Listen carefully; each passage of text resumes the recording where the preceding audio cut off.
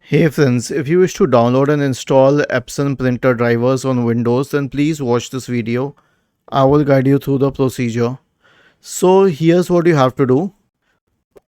Open the browser and search for Epson printer drivers. Okay. Go to its website and you can download your drivers from here. Okay. Select the series. Select the printer. Okay, and then you can go to downloads, select the operating system. Okay, and then expand drivers and download the drivers. So this is how you can download and install the drivers, but do not install it using the software provided by Epson. That is a very long and complicated process. Here's what you have to do. Right click on the start button, select settings from the menu, go to the Bluetooth and devices tab, select printers and scanners, and click on add device.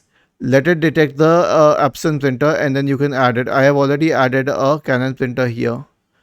Was this helpful? If yes, then please subscribe to the channel. If not, then let us know in the comment section of the video on how we could help you further.